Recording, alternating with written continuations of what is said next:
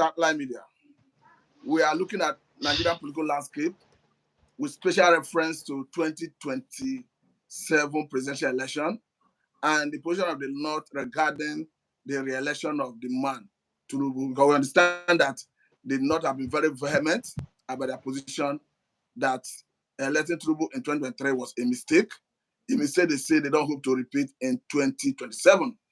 And a major person in this crusade happens to be Dr. Garos Galolu. With me to have this conversation is a political analyst in the person of Mr. Samuel, who is based in South Africa. Mr. Samuel, I understand that you are out of South Africa for now, but who are you precisely before we dive into this conversation? Thank you, Mr. Matthew. Thank you for having me. Am I audible? Yes, I can hear you. Okay, so currently now I'm in Mauritius. So yes, I'm currently in Mauritius. So Okay, you may that is my decide current to location talk now. louder than that. Okay, that's fine. So currently now I'm in Mauritius. So I am Okay, currently domiciled here for the now. all right. So, okay, now let us look at Nigerian political landscape. We are looking at 2027. We are looking at Nigerian electoral system because remember that in the 2020, after the 2023 presidential election, we had a situation where Obi challenged the election to Supreme Court. Atiku himself challenged the election to Supreme Court. But this time around, we are seeing the North ahead of 2027 already saying we are not going to regret voting you out in 2027. Let us start from there. Why do you think the North will be dissatisfied with a president they supported? Of course, Lagos State rejected him, but not saw him as their son, and they gave him that vote. To start with, you see, the conversation is skewed one way or the other because if we want to be frank in the totality of the conversation, is to look at the subject matter, the North. The question is, constitutionally, they have a right to vote for whoever they feel they want to vote for. That is the Constitution. But there is another gentleman's agreement, if we're fair to ourselves. You see, Nigeria is the only country whereby people lie, uses hypocrisy and double standard for each favor, for the favor they want. So when I hear stuff like the North, the question is, if the North was fair, after having an Obasanjo as a president for 8 years, and Oshibaju for vice president for 8 years, should they even contemplate voting for anybody that is close to either Atiku or Tinubu? Because when you do a comparative analysis of the total votes in the northern Nigeria, North has a total of about 19 states in the last general election. The vote was splitted majorly between Atiku Abubakar, who is a northerner, and President Bola Ahmed Tinubu, who is from the southwest. So the question, the North have not always been politically balanced in uniting this country with their votes. And that is the truth. So saying they are not going to vote for Tinubu is inconsequential to the scheme of things. I mean, somebody like me, I don't take them serious because they've really not been voting for the best candidates that have meant well from Nigeria to work well from Nigeria from 1999.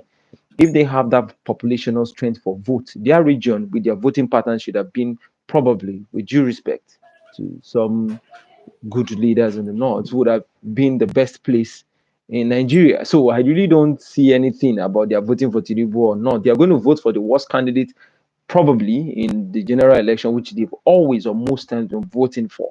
So it's inconsequential to the scheme of things. If they are fair enough, common sense demand. I'm not an Igbo person. That the Peter Obi from the southeast was the only person whose region has not been represented in the presidency from 1999 to 2023. So what did our brothers in the north did? These are the questions we should ask ourselves. Apart from maybe Abuja, I think Nasarawa, maybe two states out of the 19, the bulk of the vote was divided between the worst candidate who never presented themselves for debates, who never traveled to marshal out points, who were not able to convince Nigerians. So they had more of the votes in the northern Nigeria. Peter Obi have the highest votes in the southern Nigeria. When you do even with the rigging in the south, Peter Obi would have won that election clean and clear. We understand. The whole of Southeast, Peter Obi won. He moved into Lagos, he won. So check it out. So the North policed us with their voting pattern where we are. So for me, I don't think their statement is really coming because some reforms did not pay some of their political jobbers, and they're feeling they want to reap where they did not sow. I mean, and the recent tax reform have generated quite a number of arguments from some key northerners, and which has really not been comfortable to them. But the truth is, do we really care? I mean, they are the architect of whatsoever they're experiencing. So a man who was not convincing in the debate want to convince you when he gets to power. It's just common sense. Okay, Mr. Samuel, let us look at the complaint of the man, Dr. Gaius Galolo, because according to him, that what actually angered him is the media chat Mr. President had during the unitary period, when Mr. President said he never regretted all his policies. According to him, he said the president did not regret those policies and that the president did not take steps to address the issue of stampede, rather that the president blamed organizers of those palliative for the stampede. As such, since the president did not regret his policies, that they too will not regret voting him out in 2027. Of course, he said by 11 o'clock the day of the election that Tinubu would have known his fate. His fate. Well, in as much as I know that some of these people crying wolf all of a sudden supported the administration in power, I wouldn't know if he did or not. But I'm so happy that I am not disappointed in the statement of the president, who has always been reckless in his statement even before he became the president. The Emilio Concrona has never disappointed me because you can't give what you don't have. It's just common sense. So Nigeria deserve the kind of leaders they have because how truthful are the people and even people voting? How truthful are the leaders themselves? How truthful are the religious leaders, the traditional institution that goes on to support this kind of people to government? That's a question. So when you see the Nigerian system, you can forecast what will happen in the country in the next 40 years. Nothing really is going to happen. Nothing significantly better is going to change. And that is why you see people struggling to get passport to UK, Canada for their children and their grandchildren because you definitely can see that you can't reap where you did not sow. Countries around the world consciously, judiciously invest in their citizenship and building state institutions that will make the country better for future of the citizens. So what do we get? We have ethnic conscious warlord, political bigot, corrupt leaders, corrupt elite consensus who just want to grab, stake onto power, steal, and some few ethnocentric individuals surrounding them. So in looking at the statement in total, in all bluntness that I can, like my mentor Dele Farotimi will say, don't die in their war. It will shock you that the same man will come out tomorrow morning and tell you he's still supporting the Tinubu. So when you listen to the media chat, you cannot blame a Bala Blue who campaigned and was saying Bala Blue Agbado. What did you expect? Rather than creating institutional framework that will address the poverty, because poverty is the cause why people will be much more than the numbers of people the organizers plan. It's poverty. That is the bottom line. Rather than pushing the bulk of the blame to the organizers, you now start seeing the organizers. The reason why you have the DSS, NIA, National Intelligence Agency, the reason why you have the Secret Service is to predict occurrences that are not visible to you and I. Okay, So now, if Mr. Samuel, if let us if look at. Okay, if okay, the go ahead, institutions go have ahead. failed and the government has failed to cater for food, then you are blaming the organizers. I mean, the president is good at pushing blame from the time of Jonathan. His blame he should not remove subsidy, and it's good with hypocrisy, double standard, and an ethnic bigots. If you ask me, that he was able to get some other tribes to put in his cabinet does not mean he does not play ethnic card. He's very smart at playing double ethnic card, and they did it against Jonathan with the likes of Buhari. So. The enemy of my enemy is the political tactics the Nigerian system uses when it favors certain individual. And when it doesn't favor them, they turn around and start making noise as if there's nothing he's going to do or they're going to do to him that he has not done to other people. So I'm really indifferent about whatever they come up with, either not northern and southern, whatever nonsense they want to come up with to make noise when the whole country is in shambles. They said the Buhari's period, people are suffering, that is only for a while. So how has the benefit of that 8 years now gotten down? Rather, you bring in an Emilio Agbadorian that is coming to add to the Buhari. I mean, so what do you get? So we said this 4 years ago, Mr. Matthew, that there's nothing that is going to happen with this kind of leaders being in power. So I mean, they only justify our postulation years back. Okay, Mr. Samuel, let us just suppose this situation with our electoral system. We understand that so many stakeholders have already faulted our electoral system, particularly in the way and manner our election results are being handled. We understand that when it comes to election management, INEC is, of course, the one that have the mandate to utilize the Electoral Act. But the point is, during the last presidential election, the election results were contested on the basis of the mode of transmission of election results. Mr. Samuel, are you worried that the stakeholders are not pushing for a review of the Electoral Act? Mr. Matthew, what are the stakeholders that you refer to? Let me start from there. Is When it I the mean stakeholders, stakeholders I'm that the talking about system political benefited? parties, civil liberty organizations. There is nothing like political party in Nigeria. Theoretically, you have them in paper, but in terms of practice, they are of one family. I can tell you categorically that most of the political parties you see in Nigeria, the smaller ones, have persons that sponsor them from the bigger parties. I mean, look at the Labour Party guys that got to the legislature, they all decamped because some people have hijacked them that you will lose. Oh, come and join us so that we'll use the institution of the state to make you come back to power. If you don't lose in election, you will lose in court. Oh. The bookatualization of the judiciary. So the reality was done on this that say you win accidental for Labour Party, no means you go win again. No. Join the winning team now. So there is nothing like political parties, Mr. Matthew. Theoretically, you will see it on Google.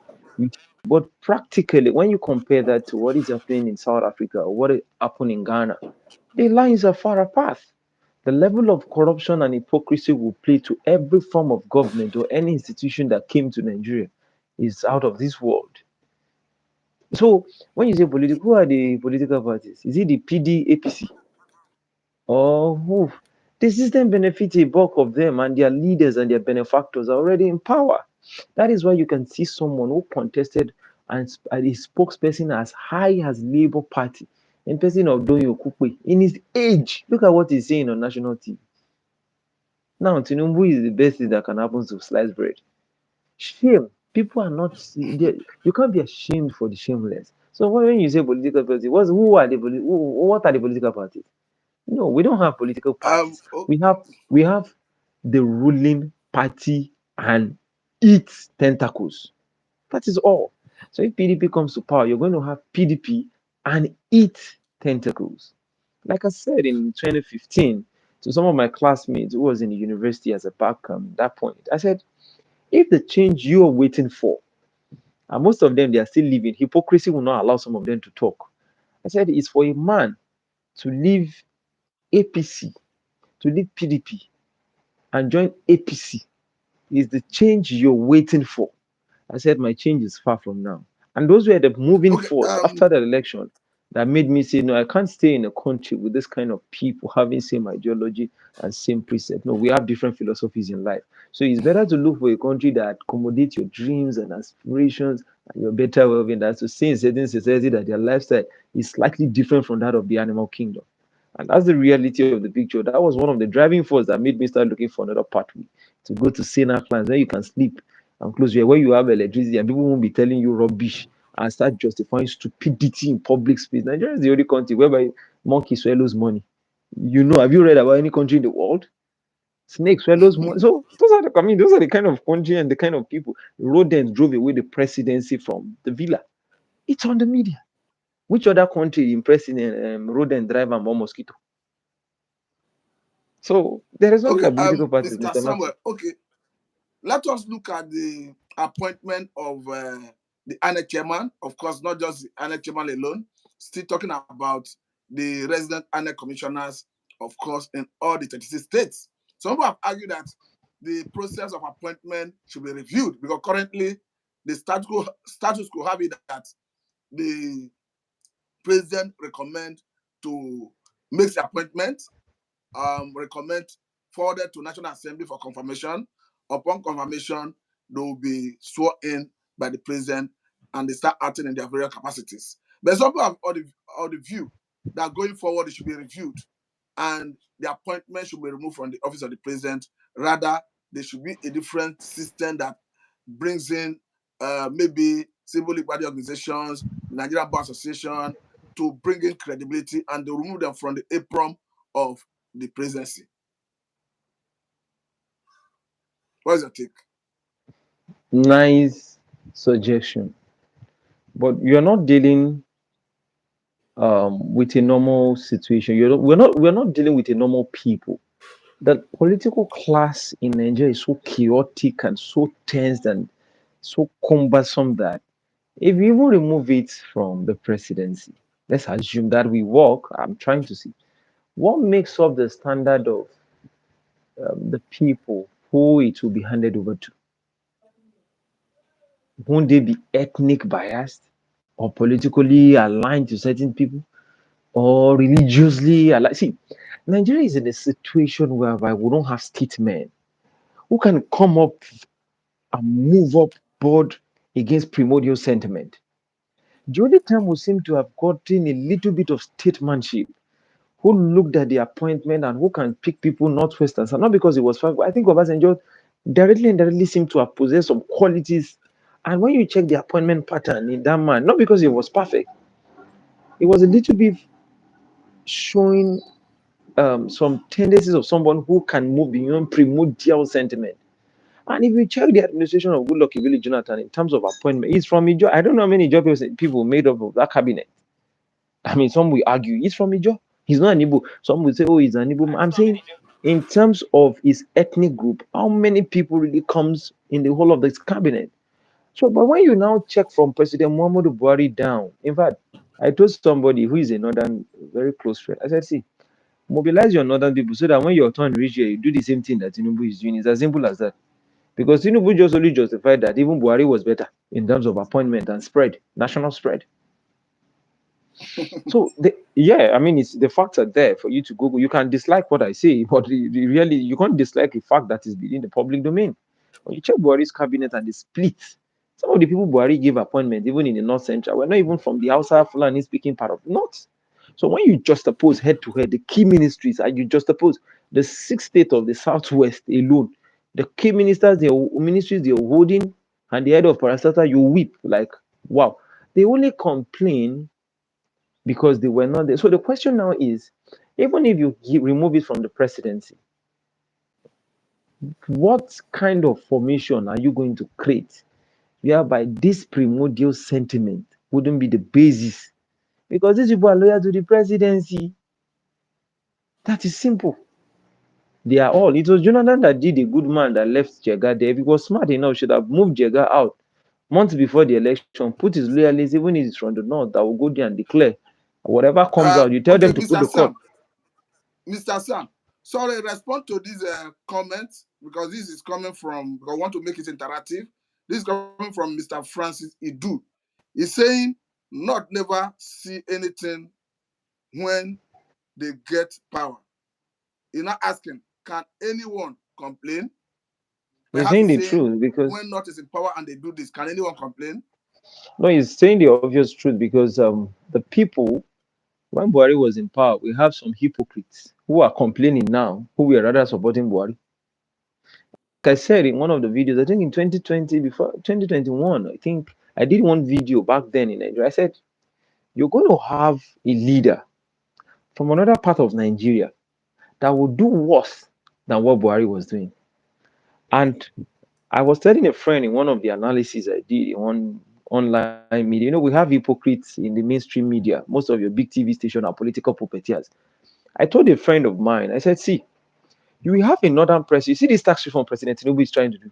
You will have a northern president that will come and we do one reform with the executive power. Eh? Mr. Matthew, place this on tape or keep this video. I am not discrediting the tax reform of Tinubu.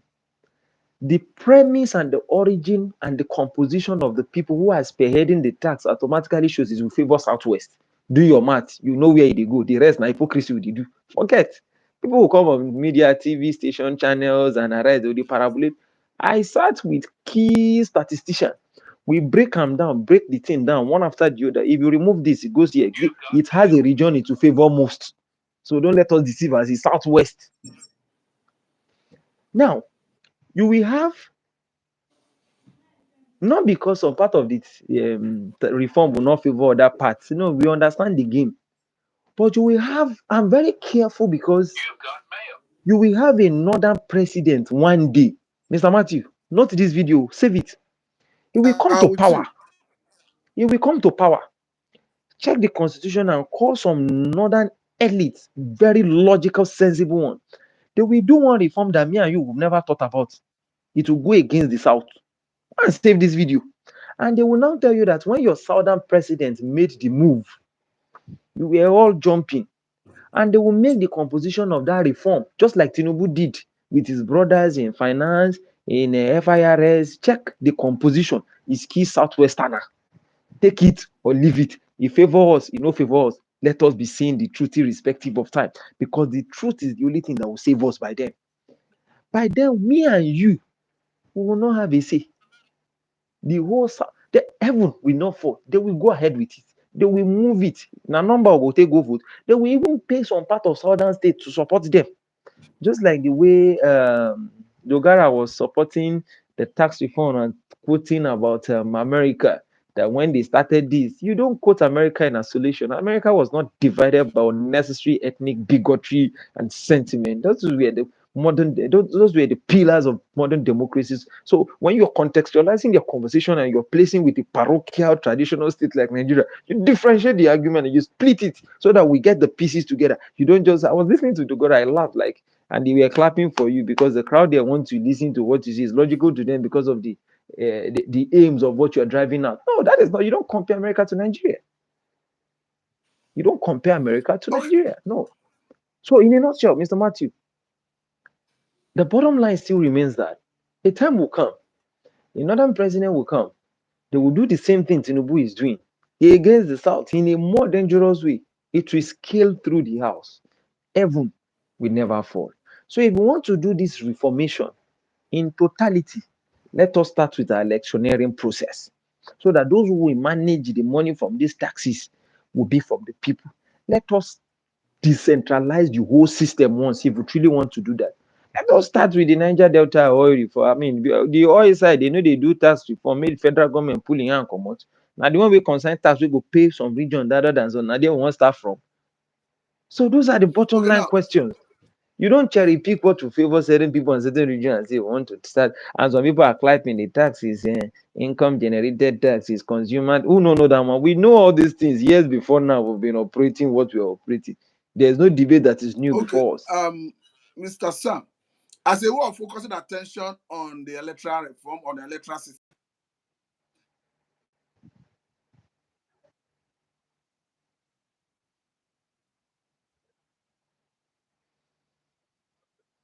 we understand that in some places where the private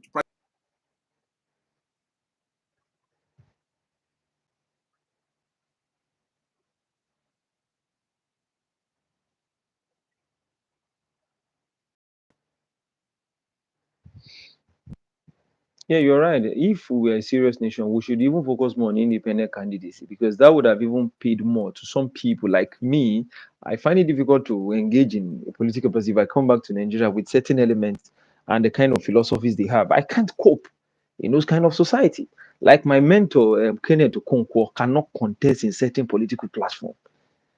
He will struggle because when you listen to their kind of rigid opinion, listen to the likes of Dere Faroti, you can't compete, you cannot cope with certain elements in same political party. You will have issues, they will frustrate you.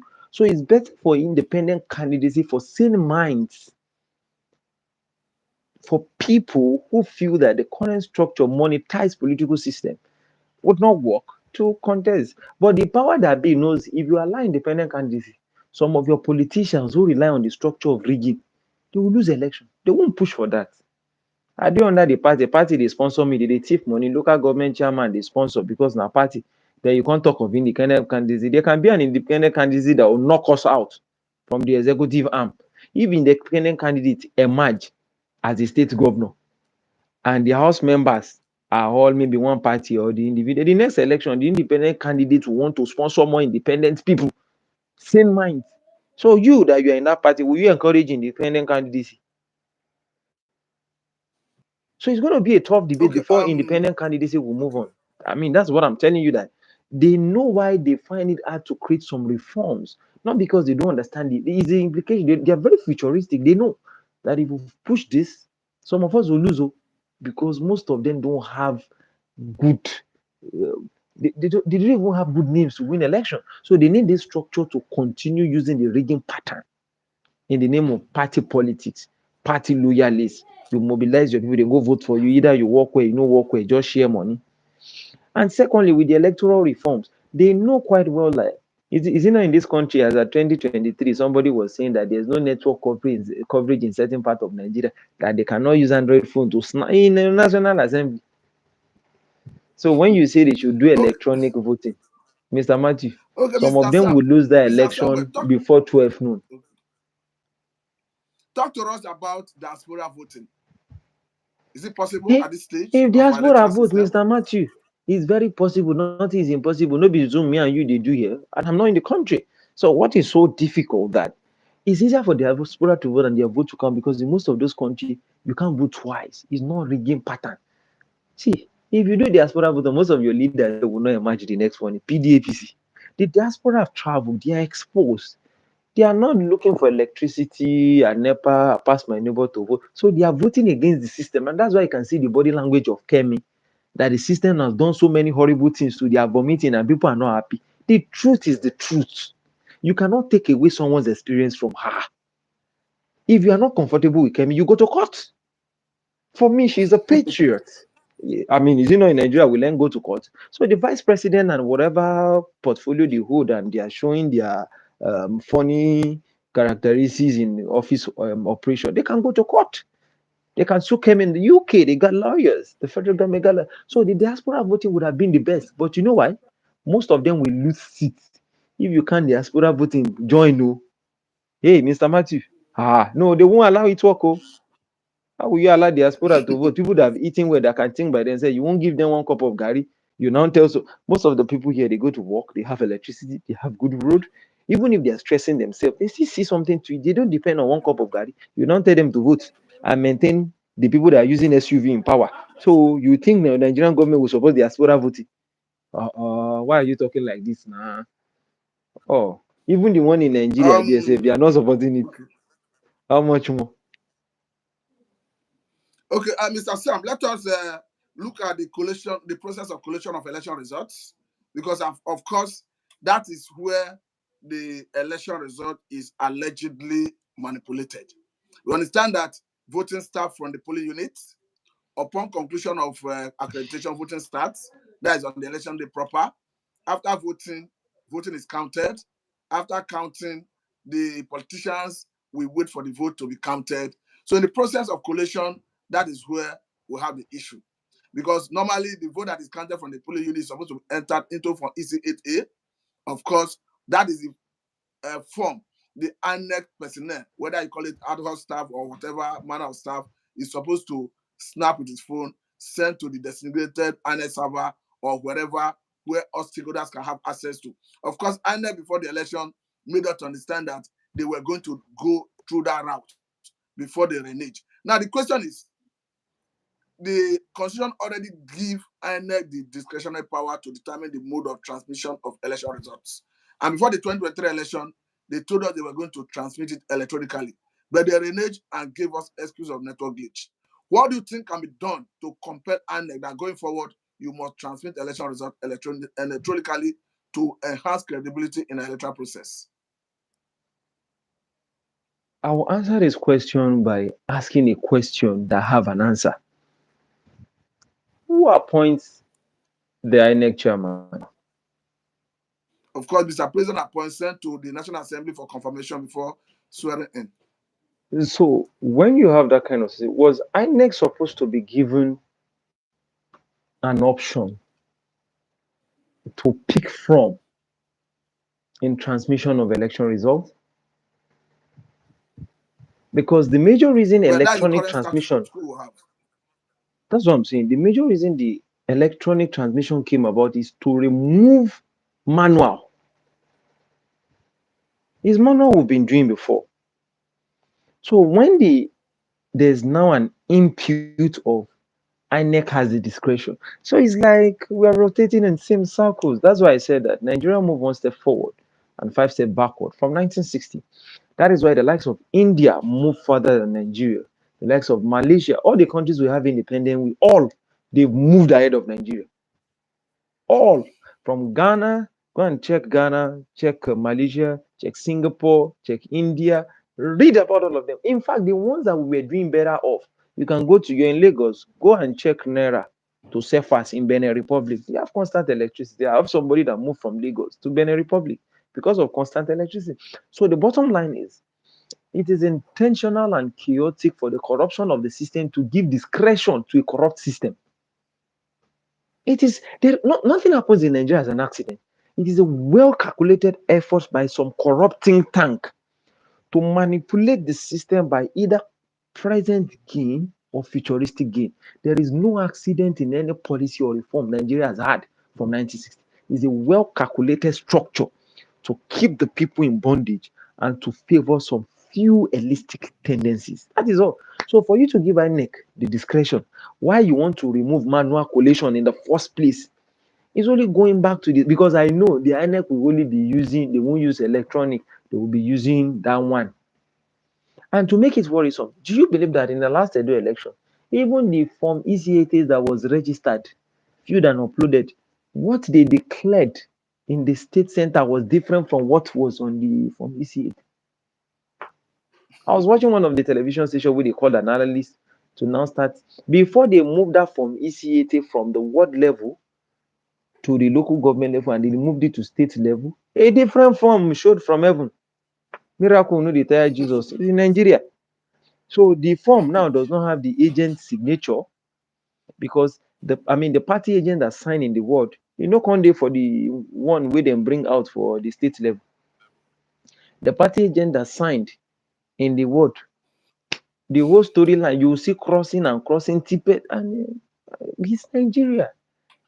So some Okay, countries, Mr. Samuel, some people have argued that this is part of the reason we see agitation for secession because people are not getting value for governance. What is your view? What is your take on that? it's true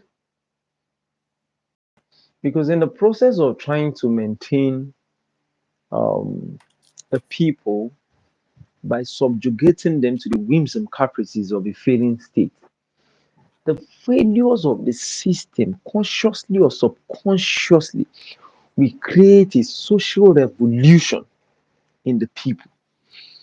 Now, the social revolution will come in different forms. In the north, we have Boko Haram. Now, there's a new movement in the north that, what's the name? Is it Lakurawa. Lakurawa? I dare you to say that in the next 2, 3 years, a new movement. It's not because they want to, but because a failing state naturally will breed the tendencies for agitation in different forms. And when you move to the southeast, we have unknown gunmen, unknown men, the indigenous people of Biafra. Sunday Igboho now is moving, they are moving, launching flag from one country to the other, engaging people. Let's pretend that there's peace in the south, which you know there is no permanent peace, is because they've been able to pay some key militant leader and the likes of Tombolo and award them some things, drag Asari to be part of the government, which is temporal. It goes scatter. Another new form of groups are regrouping, quote me. And the next 4, 5 years, we will see that region again. It's a business entity and it will work as so for every failing state anywhere in the world. Note, I'm not even trying to restrict it to Nigeria. That's why if you check the western coast of Africa, down to Sudan, Mali, Niger, it's as a result of failing state. It will resurface. And in the process of having this failing state come into reality as a result of social reformation and social reorganization of the people, because there's a state of consciousness that come to them that we need to have a place that we have a sense of belonging. since the institution of states has failed. So people will now be moving towards their clay villages. Boko Haram, people believe in Boko Haram as a Nigerian government. Some will form as a result of poverty to banditry. People believe in, there are people sorry, that Mr. believe in Sam. IPOP than even Nigerian government. Yeah. Because of what you just said, remember that the other time, even the Senate president was quoted to have said, if of course it was all over the media, that even the governors from the eastern part of the country obey Simon Ekpa. That if you are traveling to the southeast, you have to be careful because you don't know the day Simon Ekpa have said there will be sit at home. And government see these people as non-state actors. Of course, they are non-state actors. But what do you think can be done to address these things holistically across board, not just in the southeast, but Nigeria as a whole? Free and fair elections to start with. But Nigeria, I don't know when they're going to have that. So Nigerian rigging pattern has existed even close to in the 1970s. They have different methodological of rigging and subtle rigging system, and the electoral system, the judicial system is really not helping. We have selection, we don't have election in Nigeria. The best brain don't we, and that is why you see most Nigerians want to move to other countries to have their kids there because a situation whereby you try to suppress the people in the name of maintaining one Nigerian wood, you are losing more numbers of such people.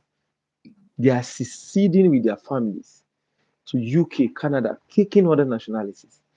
They are seceding their psychology from the state failures to join Boko Haram, IPOB, um, Niger Delta militant group, kidnapping. They are because when people start picking up doing things against the state, it's like I am not in tandem with your rules and obligation as a state. So consciously or subconsciously, you're having more people secede from the Nigerian state to different form of statehood. And that's why you can have the likes of Kemi growing up in Lagos. What she's holding a British passport. What did she tell you? Your country. You want man talking for pigeon? Your country where my brother go there, then collect him belt to now na police. She has seceded. She's holding a British passport. If you're not comfortable with it, fix it. If you have anything to do, you go to court. So all this one, my brothers in channels and the other people they pay in TVC, all those ladies making noise about, it's irrelevant. They don't have the voice that she has. And as long as she's concerned, she's going to say her story. This is her story. That is how she feels like saying it. So if you can't conduct free and fair election, you can't conduct your police cannot operate in normal policing system. You can't walk freely as a young guy. It's easier for me to drive in another man's country. I'm doing in like 3 different countries than to drive in Nigeria. I'm always scared driving in Nigeria. Because you see one boy that wears uniform that is not up to the children I lecture in school, carry AK-47, can cock rifle and start telling you shit. I've had that experience. Crazy one in Lagos. One last smart boy collected my car and said I should pay 100,000, else they will sell my car. I paid though. Before you know, they will sell the Corolla. It's true. You can imagine. So I paid 100 I bribe. I paid one woman in POS. The woman now withdraw the money and gave it to him. They won't use their name to collect the money. So who are you going to complain to? When you complain, nobody is going to attend to you.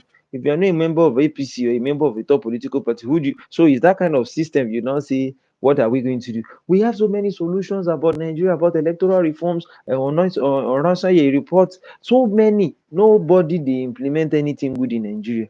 We only have solutions. So when you are tired of bringing solutions, is to take it to where you'll be accommodated or where your dreams and aspiration can work for you. And that is the reason you see everybody want to japa. The ones that can even Okay, japa to Europeans, they are Mr. going to Samuel, African countries. let us move on to the area of electoral violence. We understand that after every election, it's expected that the umpire should prosecute those who ran foul of electoral act as a way of deterring other people from doing such in the next round of election. But surprisingly, after every round of election, we still don't hear prosecution of corporates. How do you think we can address this? And again, the issue of voter apathy, carry the two together. Electoral violence, like you said, so if after macheting people during elections, it is not, I'm not the prosecutor, it is not my role or your role to prosecute. The people who are supposed to take up these cases and prosecute these people, why haven't we heard anything? What has INEC said? Are they in prison? Or is but if it's somebody that steals a goat, they can sentence the person to death by hanging. So the question is, it is people within the system. Okay, you are talking about the Oshun, but we understand that the man No, have it been was, placed. I I think, mean, the yes. governor's intervention. But Mr. Sam, I think we can fault the judgment, but you cannot fault the fact that it's a law in Osun State. I think what we should be advocating by now is maybe they should review that law, because the law in Osun State says if somebody do XYZ, let the person be sentenced to Mr. death. Matthew, I don't think we can fault the I've not judgment. really had, I'm not a lawyer to stab you, I'm a political scientist and a Okay. public policy expert. So, but let me even now, because there is no law that exists in isolation. Can, let me play the devil's advocate. Mr. Matthew, should we start digging deep in all judgments in Osun State? Hmm? Have they been following that law? Honestly, If I've not me taken and time you, to go no, through all the hold on, hold trajectory of on, the hold judgment on, that come hold from on, Osun hold State. on, hold on, Mr. Matthew. Let's be fair. If we want to take Osun's judgment, maybe that law is there. Very nice. You know, I love excuses. Nigeria, we can create excuses to justify stupidity in public space. If we want to, me and you now say, let us do an holistic review since that law has existed on every cases, irrespective of individuals. Ocean State as a case study. I'm a social scientist. I work with case studies and samples. Then we'll pick up all the case files. Then we'll start doing holistic review. Mr. Matthew, are you convinced that truly that law, the way they declared for this guy, has worked like that for everybody? I may That not is, be in a position to say that because I've not actually I carried know, out any survey in that I respect. know, I know, but I know we and you and I know that you will see technicality will come in some judgment and in some cases. So leave the law. When you don't have money, the law is always very strict. Though the law is very clear. Immediately you have money, you can appear like Yaya Bello as a celebrity star boy in court with DSS following you. But if your money is not high, you appear in courts like Dele Farotimi with cuffs. Leave Nigerian judiciary. Oh. Let us Okay, not go there. Mr. Sam, talk to us about voter Now, apathy. We understand that voter apathy is a major challenge in our electoral system. there will be voter apathy because when somebody carry cutlass and cut your face like the woman in Lagos, they butchered that, matched that woman, nothing will happen. Then the politician emerges to power, go and bail his boys that went to kill the person or went to machete you. What will you do in the next election? Go and stand again and die? So nothing happens in Nigeria in isolation. There is always a web of connectivity of action and spiral reactions.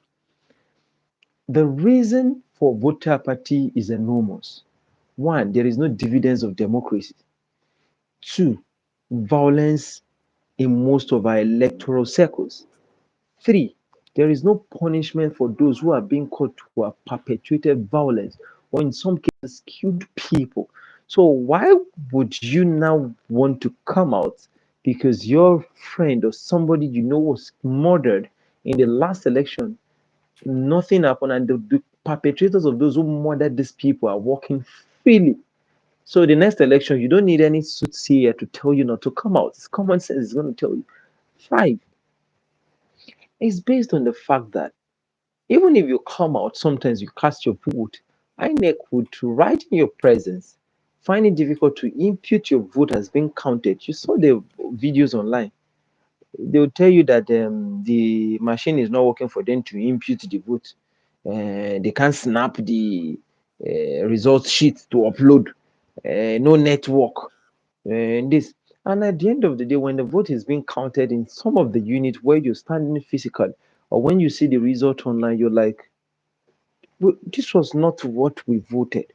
In fact, there's a particular instance whereby somebody was telling me that in a particular polling unit, him and the wife, at least two vote. You did not know the other people who they voted for a particular candidate. When he declared the result, the person did not even have one vote. They said zero.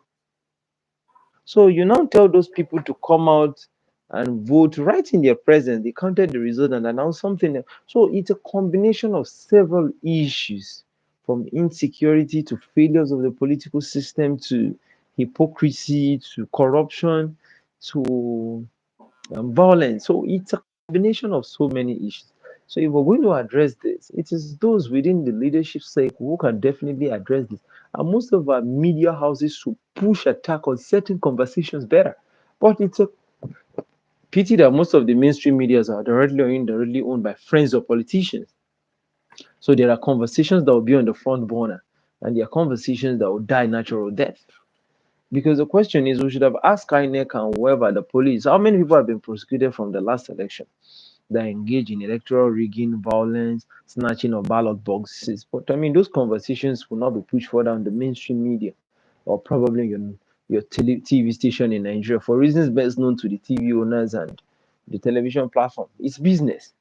So it's natural. So if you don't have some of these issues as deterrents, you see someone imprisoned as a result of violence against other voters, it won't stop other people from doing it. So people won't want to come out to expose themselves to this kind of system where somebody will attack you. Sometimes they even kill. Some people will tell you, don't go out and vote. Or if you know you are living in this, I want to go and vote for Suzu candidate, pack out from my house. So the violence is just one part. The psychological violence is even worse than the physical violence that we're talking about. We've heard scenarios, I've seen scenarios whereby a landlord goes from all his houses, about four different houses, having tenants more than 50, telling them, Mama, so person, you want to go and vote for so person because you are from this part of the country. Pack out from my house tomorrow. So those people stayed at home because they don't want to pack out. So these are not new. It's in the public domain. You know, when you see things on the if it's new, as if these things are not normal things that exist in Nigeria. So there will be more apathy if we live in this kind of condition. I mean, so where I am, people don't even care. I was in Mauritius here when they did their last election. I saw witnessed the last election here. Nobody cares if you're for the orange because they use color. There's the orange, there's the red party, there's the blue. Nobody cares. The landlord will be talking to the tenant who is voting for another party while the other person is voting for the other party, and you see them drinking wine. Like, yeah, why I don't want to support your candidate because his policies are this, this policy. Oh no, these policies are better, and they talk. So that is it. Okay. Oh, okay. I think your network is too much. Hello. Oh, I think Mr. Matthew's network is a little bit.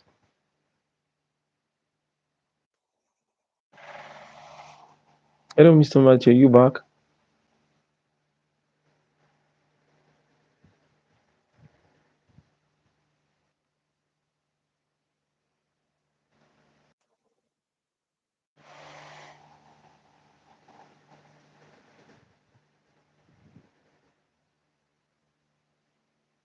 I think Mr. Matthew's network is.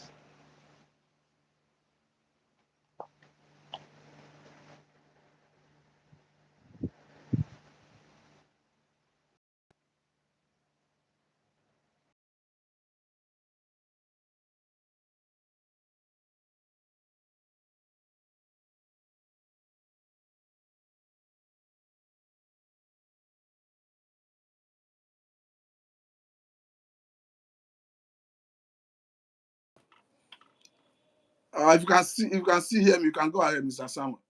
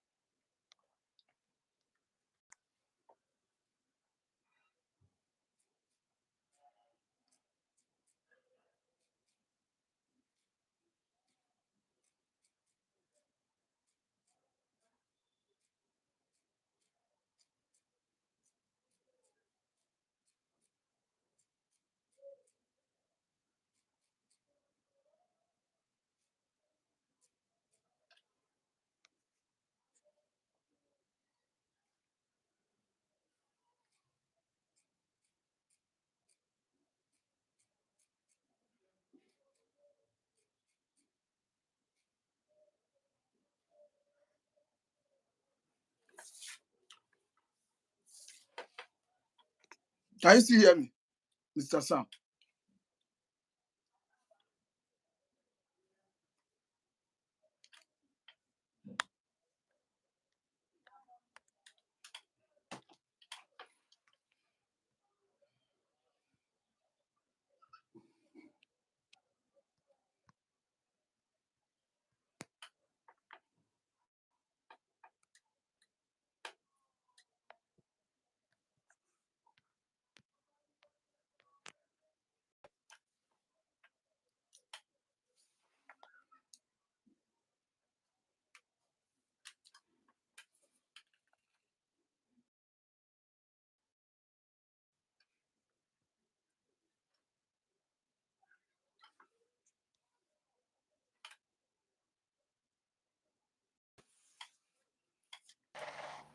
Okay. I can you hear me now? Yes, I can hear you. Am I audible? Yes, yes, you are. You can go ahead. Okay, so now I was trying to see that the system itself has not been able to allow people to participate more because of violence and quite a number of issues that revolves around people being maltreated either by the owners of the houses, whereby they're going to tell you, oh, if you know you're voting for so person, pack and leave my house. So some of these people who probably have not gotten new place to stay would stay at home. It's better for you not to go and vote, because if you go and vote in those kind of scenarios, they might tell you to leave. So it's a whole lot of issues. So if the system is accommodating enough and there's less attraction on politics, the end product, most people would come out to vote. But insecurity, violence, rigging of election results, even sometimes people vote and they hear a different result, they're always surprised. So they are not encouraged to come out and vote next time. So yeah, those are the major Okay, now, issues. Mr. Samuel, sorry, let us quickly jump into voter suppression. We understand that is a major challenge in our electoral system. How do you think this can be addressed by way of amending the electoral law and government policy, and Laws perhaps are meant the umpire too? laws are meant to be implemented by humans. So you can have so many wonderful laws and have a very horrible outcome in terms of the election. So Ghana have fewer laws if you compare to Nigeria, but the election result shows the will of the people. And you cannot check on Twitter on the day of Ghana election and see that people were uploading what was not declared. You only see that more in Nigeria, whereby people upload something different and INEC or whatever, the umpire gives something different. Follow the last election of Ghana, you won't see that they were all coming out to see that what their umpire declared was not in line with most of what the people had in terms of their live recording in their polling center. So in Nigeria, the opposite is the case. So when you have a system whereby there's really nothing law can do to suppression of voting. So there are only two ways. As long as the leaders and that is why it's good we're having this kind of people in power. Because when you have a Jonathan who said that my election is not worth the blood of anybody. So don't suppress them, don't attack them. Whoever they want to vote for, I win, I lose, I leave. So, but when you have those who said it's by force, you hijack, you run with it, it's my turn, you snatch it, or the soaked with baboon and I mean, funny state, ethnic warlord coming to represent states as leaders. From their statement, you see the outcome of what happens in the system. So you really might not be surprised that people don't suppress votes ordinarily. They have a backing, either the states or some non-state actors who back them up to suppress vote. So there's only two ways. The people themselves contesting for this position being truthful enough to condemn such actions, the law enforcement agencies to outrightly go against the perpetrators of the or the who are trying to suppress other people's voting right, and the judiciary to be firm to hit them the big hammer, or the election is blown to an open violence. I think when it gets to that stages, I mean, solutions will come, because when peaceful resolution becomes impossible, then uh, forceful resolution or forceful Okay, revolution becomes the Mr. option. Sam, I understand the angle you are going, but as a way of rounding up, let me bring these two areas together. We're talking about ethnic politics, and secondly, the issue of technology. Because I understand that the umpire gave excuse of network glitch as a reason they could not upload election results electronically. As a way of rounding up, help us touch these two areas: ethnic politics and whether INEC was fair, justified to give excuse on network glitch, whether you were satisfied there was actually a network glitch.